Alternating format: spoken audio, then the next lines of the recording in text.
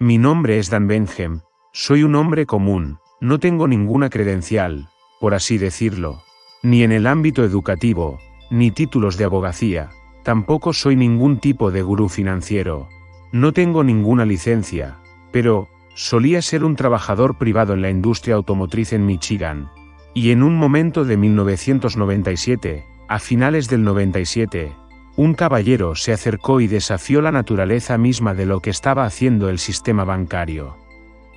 En realidad, teniendo poder de firma autorizado para aproximadamente 40 a 45 instituciones de crédito diferentes, para poder celebrar contratos a través del banco para los clientes que acudieron al concesionario de automóviles. Así que tenía mucha información disponible para mí, a través de mi trabajo privado en la industria automotriz, y cuando este señor dijo todas estas cosas, es mi herencia personal que investigue todo, porque lo que me decía este señor no podía ser cierto. Me dijo que los bancos crearon dinero de la nada, y algunas otras cosas, que simplemente me parecieron totalmente absurdas, así que comencé mi propia investigación personal y privada sobre las afirmaciones y alegaciones que este caballero había hecho. Y esto es lo que me trajo aquí, casi 7 u 8 años después, en base a toda la documentación.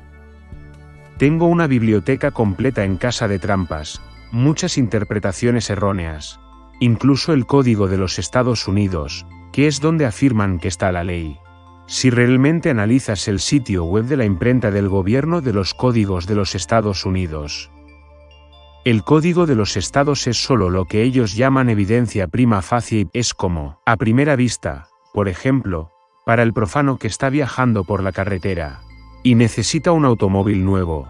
Ve un automóvil en venta al costado de la carretera y a primera vista parece un coche muy bonito. Es un bonito Camaro plateado, y te gustan mucho los Camaro plateados, y parece una buena compra donde te detienes y lo miras y tiene lindos asientos de cuero, tiene los rines cromados, no tiene imperfecciones de ningún tipo. Así que ahora realmente tiene evidencia prima facie de que este es un auto realmente bueno. Por el valor que el propietario privado lo está vendiendo, usted realmente piensa, quiero comprar ese automóvil. Así que vas e invocas al propietario para que te permita probarlo, y el propietario luego te dice que no hay motor, ni la transmisión, así que básicamente lo que tienes es prima facie, al principio. Mira, es un automóvil perfecto, sin embargo, cuando analizas ese tema, o lo que sea que estás viendo en ese momento, en realidad descubres, al profundizar más, ese automóvil ni siquiera tiene un motor. Por lo tanto, a primera vista aparenta estar correcto, pero, de hecho, no es una muy buena compra ese automóvil. Y ahí es donde toda esta información me ha llevado. Lo que me ha llevado de vuelta a la intención original del Congreso. Lo que se vuelve extremadamente relevante, especialmente cuando alguien está invocando cualquier tipo de acciones judiciales de ida y vuelta. Si te entretienes yendo a la judicatura debido a acusaciones o presunciones en tu contra o si invocas a la corte debido a una acusación contra otra persona a la que irías, en el poder judicial. Y 9 de cada 10 veces lo que sucede es que la gente irá a las reglas del código o lo que se conoce como el Código de los Estados Unidos.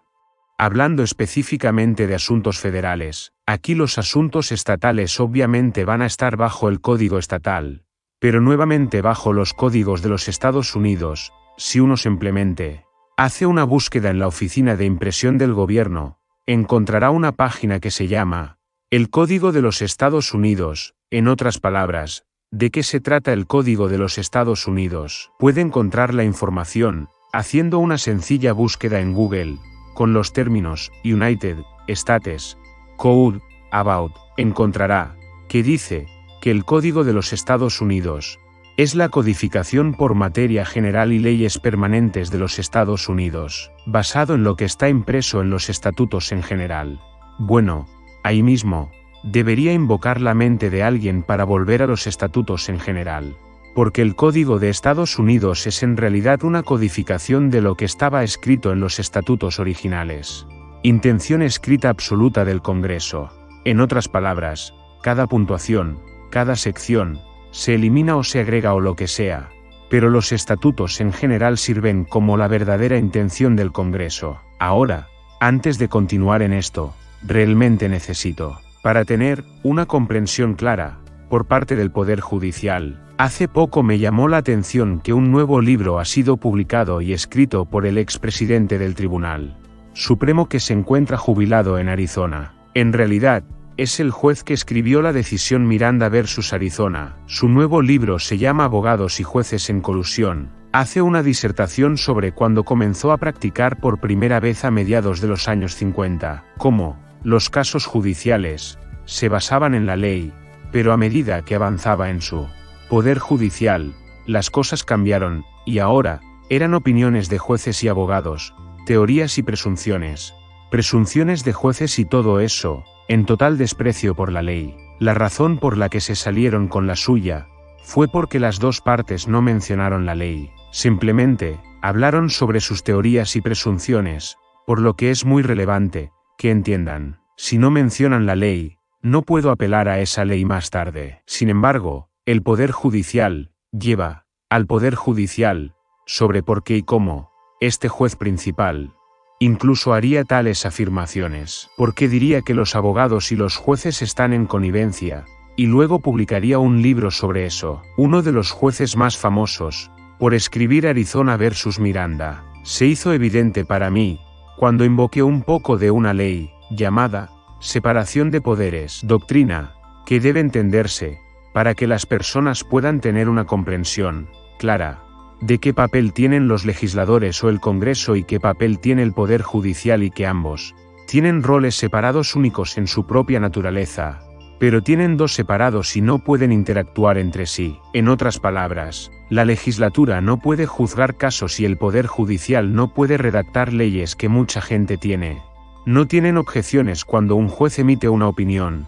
Para un ejemplo, no digo que lo hayan hecho en un caso determinado, solo estoy haciendo un punto aquí. Si un juez emite una opinión que es totalmente contraria a lo que dice la ley, está bien, a menos que una de las partes se oponga, por lo que es igualmente importante que se detenga. El papel principal del Poder Judicial, de acuerdo con la doctrina de separación de poderes, es interpretar la intención del Congreso. En otras palabras, el Congreso puede escribir un estatuto. Por ejemplo, 13 Stat 99 incluye el Banking G, ley de este país nuevamente. Eso es, 13 Stat 99, ahí es donde obtendrá la mayor parte de las reglas y regulaciones dentro del título 12 del Código de los Estados Unidos, que es la codificación de la intención del Congreso a través de 13 Stat 99.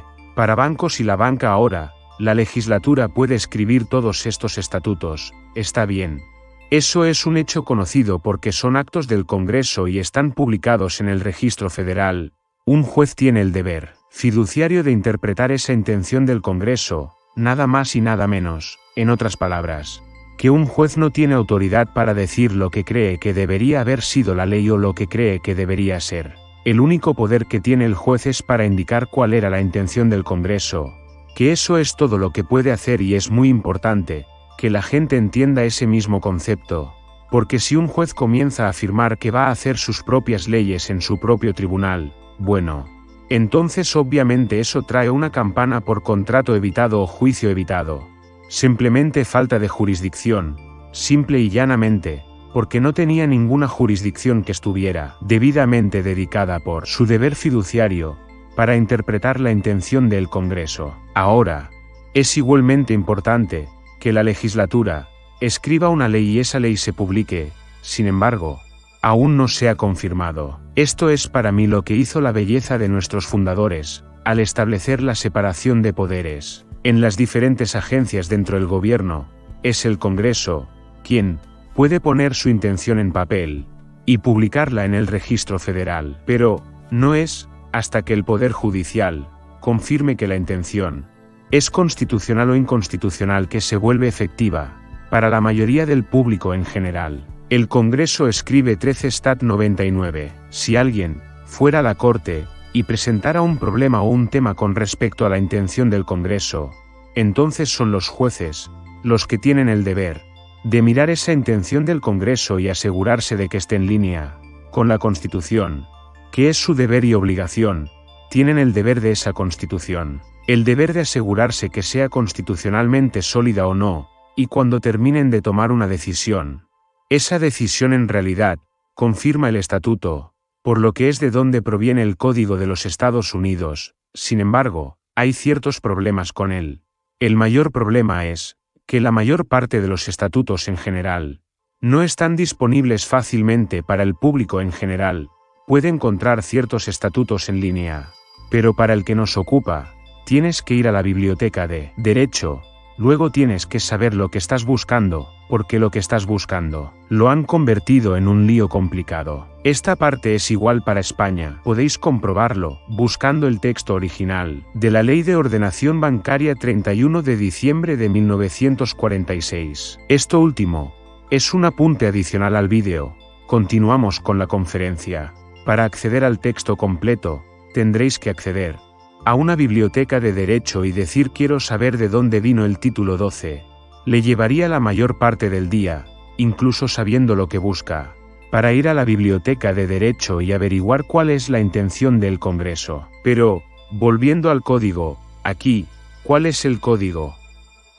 Si vas a gp.access.gov/us código, verás, los 50 títulos del Código de los Estados Unidos se bifurcan, otra vez, en 50 secciones diferentes. El título 12 son los bancos y la banca ahora. Pero antes de entrar en cualquiera de los estatutos, me gustaría cubrir de qué habla la imprenta del gobierno de los Estados Unidos. El mismo sitio web dice además que el Código de los Estados Unidos en el acceso a la imprenta del gobierno es la versión oficial del código. Sin embargo, hay dos ediciones no oficiales disponibles. Estas son la USCA, que es el Código de los Estados Unidos anotado, y la USC, que es el Servicio del Código de los Estados Unidos. Busca y los USC contienen todo lo que está impreso en el Código Oficial de Estados Unidos, pero también incluyen anotaciones a la jurisprudencia relevante para el estatuto en particular. Dos cosas me vienen a la mente cuando reviso. Anuncio que el Código de los Estados Unidos anotado es ligeramente modificado o diferente, o por alguna razón tuvieron que imprimir dos libros separados, uno siendo la versión anotada, y otro que no es la versión anotada.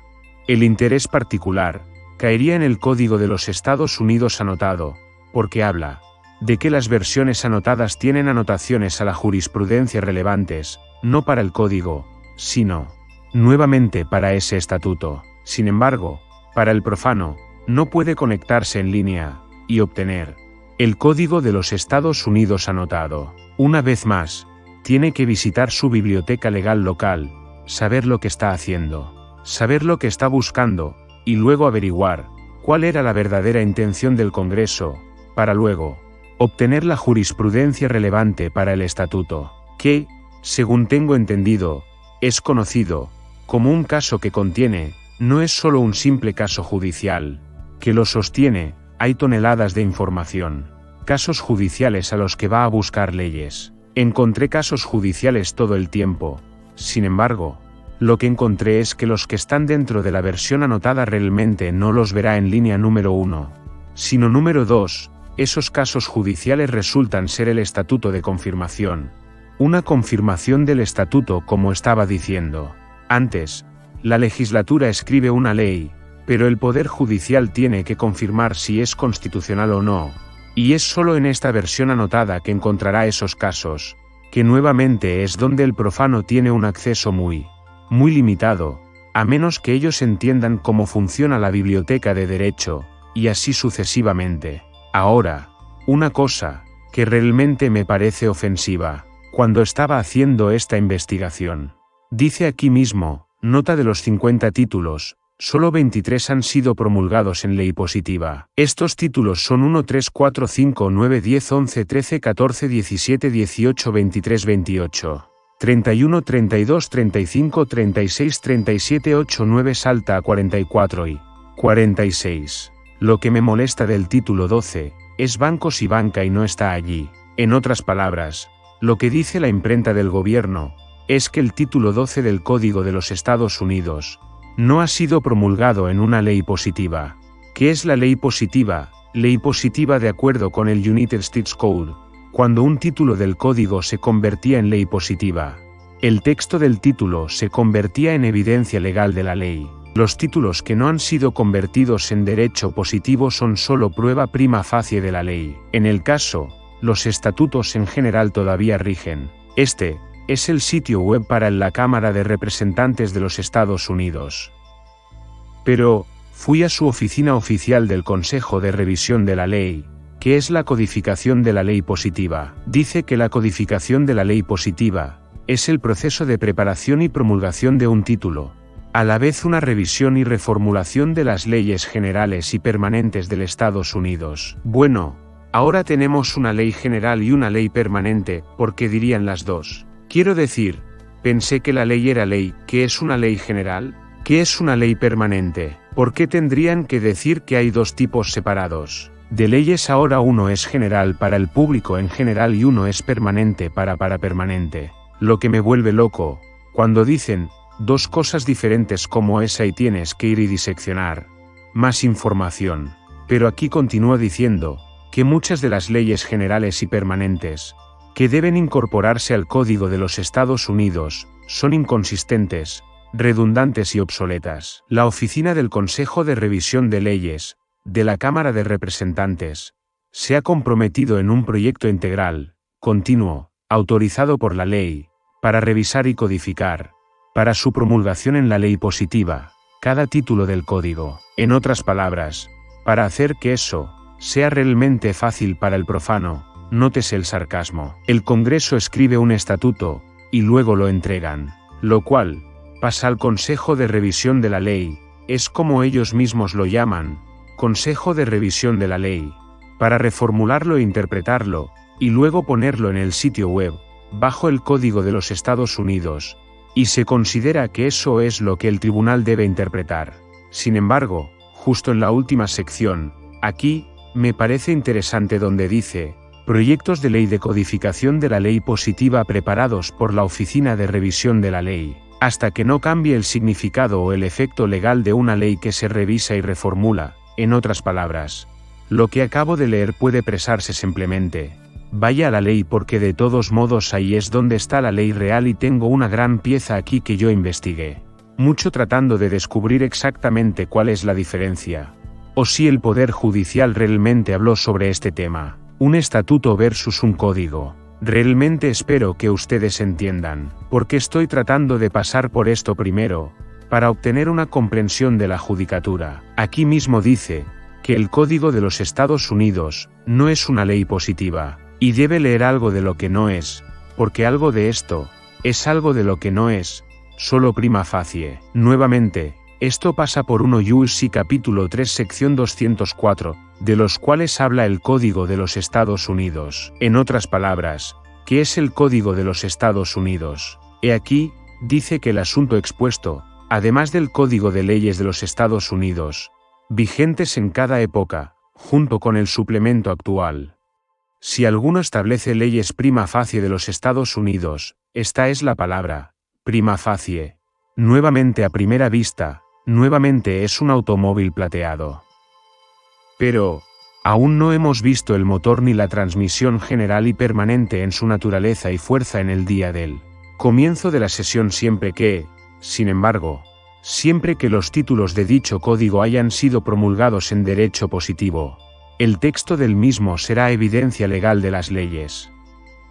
Bueno, ahora tenemos una diferencia entre evidencia legal y evidencia prima facie. ¿Cuál es la diferencia entre evidencia legal y evidencia prima facie? Prima facie, que sería lo siguiente de lo que hablaría. Investigaría la ley de derecho positivo, realmente, y específicamente promulgada o adoptada por la autoridad competente, para el gobierno de una sociedad de revistas organizada prima facie, esa primera vista, en la primera aparición, en el cara de ella, en la medida en que podría juzgarse presumiblemente como un hecho que se presume verdadero, a menos que sea refutado por alguien o hay evidencia de lo contrario. Ambas definiciones provienen del Diccionario de Leyes Negras, el Blackslab. El Diccionario de Leyes Blackslab se vuelve extremadamente relevante, porque este es un tema legal, que podría terminar en los tribunales, si lleva la enciclopedia o el diccionario de Webster a los tribunales. El sistema judicial usa lo que se conoce como el diccionario de la ley negra y hay una diferencia muy grande en Muchas de las palabras, una de las palabras, para un poco de humor. Si alguien puede tomar un diccionario de la ley negra e ir a la palabra recto, dectem. La mayoría de la gente conoce lo que es un recto, porque la mayoría de ustedes siente y cree lo que piensa es la realidad, pero en el diccionario Blackslaven realidad significa una acusación o un juicio, que es muy diferente. Así que si escucha esa palabra en la corte, no significa lo que sobreentendía, significa una acusación, por lo que realmente debes tener cuidado con las palabras. Ahora, quería dejar muy claro y seguro que lo que estaba leyendo no es solo un producto de mi imaginación. Así que fui a algunos casos judiciales, y encontré varios casos judiciales, sobre qué es el Código de los Estados Unidos versus los estatutos en general. La razón por la que realmente quiero llevar este punto a casa son dos, es doble. Número 1, he hablado con muchos abogados diferentes, un par de jueces y cientos de banqueros, literalmente cientos de banqueros, y cada uno de ellos sigue volviendo a este Código de los Estados Unidos. Bueno, el código dice esto, el código dice esto, el código dice eso, y de hecho, me he enfrentado a varios abogados y les he preguntado qué pasa con el título 62 de los estatutos revisados, que es 13 Stat 99 bancos y actividades bancarias, y uno de ellos me miró y dijo que solo hay 50. ¿De dónde sacas el 62? No hay ningún título 62. Bueno, tiene razón y está equivocado. Tiene razón porque solo hay 50 títulos en el Código de los Estados Unidos, pero hay varios cientos de títulos en los estatutos en general, así que depende de cuál estés hablando. Así que vamos. Para averiguar con certeza lo que los tribunales ya han decidido sobre los estatutos, la fuente oficial de las leyes de los Estados Unidos son los estatutos en general, y el Código de los Estados Unidos es solo evidencia prima facie de tales leyes, que es Reuters Inc. versus los Estados Unidos, y fue un caso sosteniendo en 1959. Bueno, eso es bastante claro y convincente. Aquí hay un segundo caso. Los estatutos en general son evidencia legal de las leyes contenidas en ellos y se aceptan como prueba de esas leyes en cualquier tribunal de los Estados Unidos. Cualquier tribunal puede usarlos. No quiero detenerme allí porque hay millones de casos judiciales. Quería ver exactamente qué casos judiciales tienen relevancia y cuáles no. Quiero asegurarme de que cada distrito, cada estado, tenga las mismas reglas. Es decir, a menos que el Congreso promulgue afirmativamente el título del Código de los Estados Unidos en ley, el título es solo evidencia prima facie de la ley.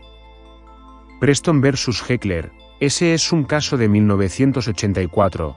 Estos no son casos judiciales que se remontan a la década de 1800. Estos son casos legales muy relevantes y muy actuales, que uno está en Alaska, aquí, donde el título no se ha promulgado en derecho positivo. El título es solo prima facie o evidencia refutable de la ley, y si la construcción es necesario recurrir a los estatutos originales en sí mismos, es decir, Estados Unidos contra Suge nuevamente, caso judicial de 1984, y mantenerlo en la parte superior. Así que anote que incluso una codificación en una ley positiva no le dará precedencia al código cuando haya un conflicto entre la codificación y los estatutos en general. En otras palabras, eso confirma que lo que acabamos de leer aquí estaba en el Consejo de Revisión de la Ley, hablando sobre el código. Dice que los proyectos de ley y la codificación de la ley positiva, preparados por la oficina, no cambian el significado o el efecto legal del estatuto, que en realidad es lo que este tribunal, aquí, N versus Oro a 34 Stefan versus Estados Unidos 43 Estados Unidos versus Soldón 64, contra Stefan versus US 43, etc. Todos están diciendo lo mismo, aunque el Código de los Estados Unidos establece prima facie. ¿Cuáles son las leyes de los Estados Unidos en la medida en que las disposiciones del Código de los Estados Unidos son inconsistentes con los estatutos en general? Los estatutos en general prevalecerán. Espero estar construyendo un poco de comprensión de que el estatuto es donde debemos estar. Si un código, sin importar lo que diga, debe ser examinado en los próximos 2, establecerlo, establecer el estatuto y establezca el código si ambos dicen lo mismo. Entonces esa es exactamente la intención del Congreso. Sin embargo, si hay una diferencia en el código en el estatuto, lo que haría en función de lo que estoy leyendo es lanzar el código lejos y mire el estatuto, porque ahí es donde lo que todos estos muchachos están diciendo, donde hay un conflicto entre la codificación, que son los codificadores aquí, el Código de los Estados Unidos. Nuevamente el Código de Incendios, donde hay un conflicto entre la codificación y los estatutos en general. Los estatutos en general deben prevalecer. Aquí hay otro caso judicial, este es del 61 y fue otro en el 75. Bien, ahora quiero profundizar un poco más, porque vi muchos de estos, que acabo de empezar a buscar por distritos. La Corte Suprema de los Estados Unidos. Aquí hay una lista de todos los casos judiciales relevantes al mismo tema, solo en la Corte Suprema. Aquí están todos los casos judiciales en el segundo circuito. Aquí está el tercer circuito, hay 4 circuitos: quinto circuito, sexto circuito, séptimo circuito, octavo circuito, noveno circuito. Distrito de Columbia, por lo que están en todas partes. En otras palabras, lo que estoy tratando de mostrarles es que todos los distritos de toda la nación dicen lo mismo: los estatutos deben prevalecer sobre el código cuando hay un conflicto. Así que nuevamente, la razón por la que quería traer este específicamente es porque cuando leo el estatuto sobre bancos y actividades bancarias, difiere mucho, y me refiero a mucho de lo que el código dice, así que mi próxima pequeña aventura me llevó a estar bien. Ahora entiendo la legislatura y entiendo el poder judicial, pero ahora tengo que entender a los bancos, de dónde viene realmente el banco y de dónde obtienen sus derechos, de dónde es eso absoluto. El derecho y la autoridad provienen, así que comencé obteniendo algunas de lo que se conoce como publicaciones del Banco de la Reserva Federal. El Banco de la Reserva Federal de Chicago, UM, tiene una en la que encontré información interesante. Se llama Puntos de Interés y está en el Banco de la Reserva Federal de Chicago. Es una publicación que cualquiera que se conecte puede tener acceso a ella, dice, aquí en la página 6 párrafo 7, a través de 10 bancos y creación de depósitos. Realmente tuve dificultades para entender de dónde obtuvieron estos bancos su autoridad. No podría haber sido del código, tiene que ser del estatuto, y quiero llegar un poco al estatuto. Pero quiero explicar cuál es la posición de los bancos en esto, desde sus propias publicaciones, y luego vaya al código, y espero que eso resuelva lo que encontré hasta ahora, como lo que voy a llamar la tergiversación más grande que esta nación haya visto jamás, basada en sus documentos. No en mi teoría, esto lo descubrí en mi propia investigación privada. Así que, los bancos y las instituciones de depósito, de creación de depósitos, que para simplificar, llamaremos bancos. Cuando leo cosas como esa, eso significa decirme que las instituciones de depósito son más que bancos, porque simplemente insinuaron que puede ser algo diferente a un banco, pero ese es un tema diferente por ahora. A la simplicidad que llamaremos bancos son diferentes de otras instituciones financieras porque ofrecen cuentas corrientes y otorgan préstamos prestando depósitos de chequera. Pensé que estaban prestando dinero, quiero decir. Eso es lo que incluso me hicieron decir personas que me hicieron creer cuando yo estaba en la ley de contratos privados, haciendo estos supuestos préstamos a personas que eran inducidas a creer que en realidad estaban obteniendo los activos del banco. Eso es lo que causó las promesas duales del cliente al banco, para que el cliente le devolviera el dinero al banco. Lo que esto me lleva a prestar depósitos de chequera. ¿Qué demonios es ese depósito? La actividad de creación, esencialmente la creación de dinero, afecta las tasas de interés, porque los depósitos son parte de los ahorros, la fuente de la oferta de créditos. Los bancos crean depósitos haciendo préstamos, en lugar de manipularlos entregando efectivo a los prestatarios. Los bancos simplemente aumentan los saldos en las cuentas corrientes de los prestatarios. Los prestatarios pueden girar cheques para pagar por bienes y servicios. Esta creación de cuentas corrientes a través de préstamos es tanto un depósito como uno podría hacer empujando un billete de $10 a través de la ventana del cajero, con todos los bancos de las naciones capaces de aumentar la oferta de crédito De esta manera el crédito podría concebiblemente expandirse sin límite cuando los bancos crean depósitos de chequera, crean dinero como crédito, ya que estos depósitos son parte de la oferta monetaria. Otra publicación del Banco de la Reserva Federal se llama Las dos caras de la deuda y esta es la página 19. Los párrafos 3 a 5 dice que para una institución individual surgen típicamente cuando un depositante trae efectivo o cheques girados contra otras instituciones. El saldo del depositante aumenta, pero la moneda que lo ella tiene, o los depósitos que otra persona tiene, se reducen como una cantidad correspondiente. La oferta monetaria total del público no cambia, Eso genera mucha confusión cuando piensas que baje y ponga, digamos, $100 en su cuenta corriente. Asumiría que los depósitos en la cuenta corriente del banco, aumentarían, pero aquí dice que no.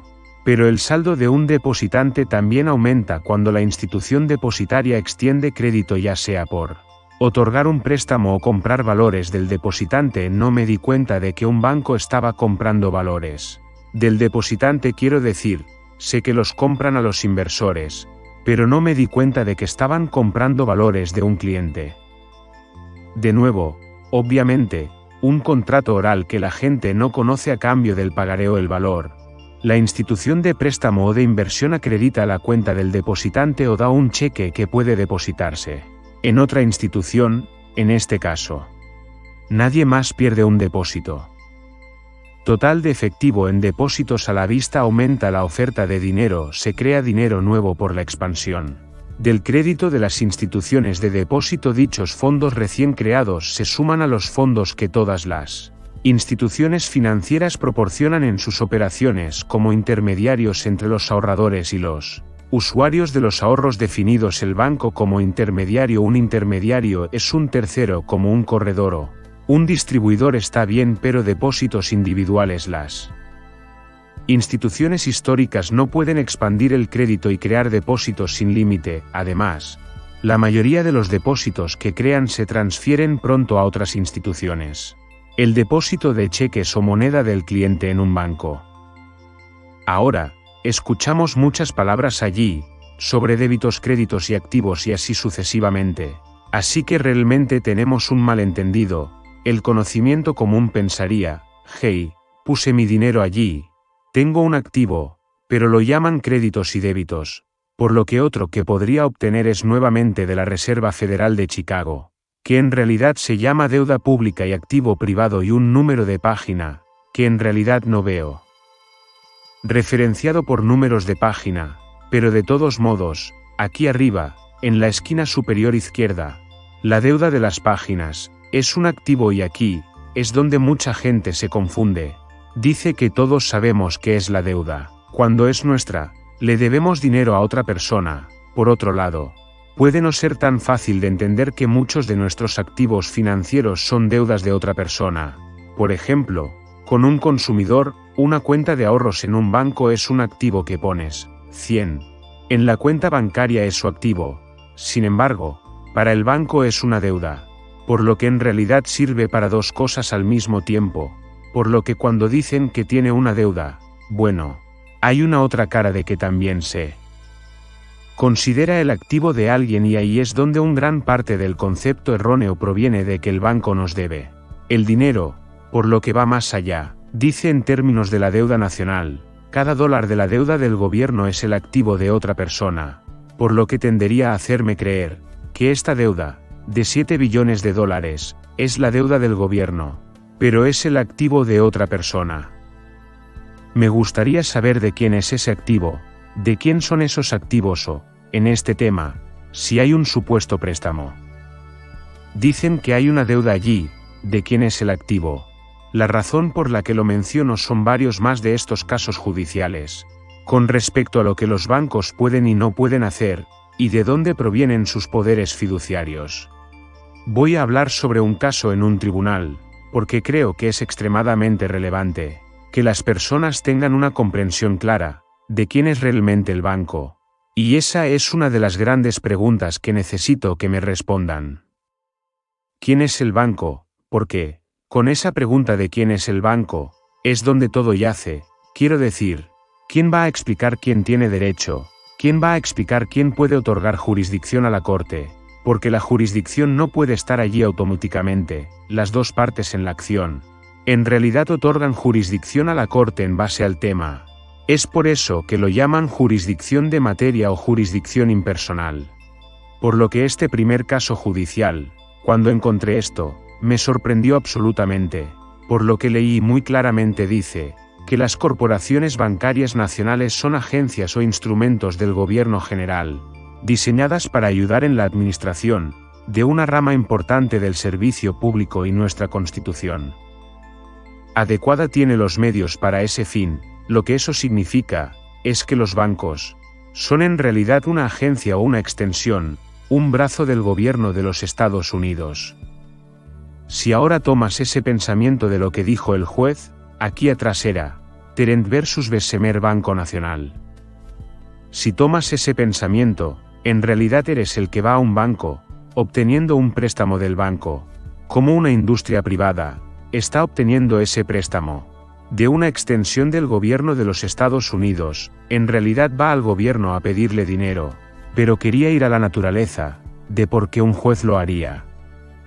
Quiero decir eso y es verdad, yo simplemente no puedo entender que un banco es en realidad una agencia o un agente y hay una diferencia allí con el gobierno general.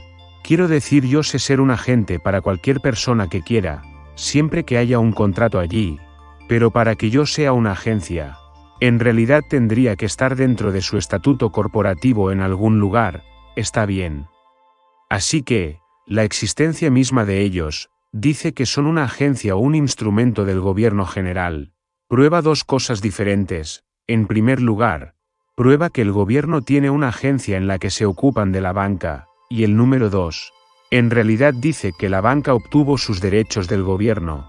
Si es un agente del gobierno, sus deberes y responsabilidades tienen que ser según la ley de los Estados Unidos, porque ahí es donde dicen que obtuvieron el poder. Me llevó una gran investigación todo eso. No puedo creer que un banco sea un agente del gobierno. Así que sabía un poco sobre las leyes FOIA, que es la Ley de Libertad de Información que permite a las personas ir y obtener información pública general de cualquier agencia gubernamental, estando yo en vacaciones, DIN. Ese documento que está buscando, y lo que hice fue que pedí la orden de delegación de tesorería para una determinada institución, en este caso era el Quinto Tercer Banco, anteriormente el antiguo Banco de Ken. Les pedí cualquier documento del Tesoro que mostraría ese quinto tercio es un agente del gobierno de los Estados Unidos. Y enviaron esto aquí mismo y esto es del Banco de la Reserva Federal St. Louis entre la institución financiera y el Departamento del Tesoro. Con respecto al sistema de contabilidad general del Tesoro, Quinto Tercer Banco, solo voy a leer de 1 y 2. Aquí dice, de conformidad con la sección 265 del título 12 del Código de los Estados Unidos y otras autoridades como 12 U.S.C. 90-266. Intentaré saber dónde está mi pequeño artilugio aquí, para que pueda ver todo esto. Y 12 U.S.C. 1464K el secretario del Tesoro autorizado, tiene la autoridad para designar instituciones financieras para ser depositarios y agentes financieros de los Estados Unidos, y 2 dice mediante firma este memorándum. El depositario que es quinto tercio, garantiza o promete que cumple con el requisito establecido en el Código 31 de las Regulaciones Federales parte 202 para ser designado como agente financiero depositario del gobierno. Bueno, eso me dice que la tesorería tiene la autoridad y que el banco no puedo aceptar eso mientras esté firmado.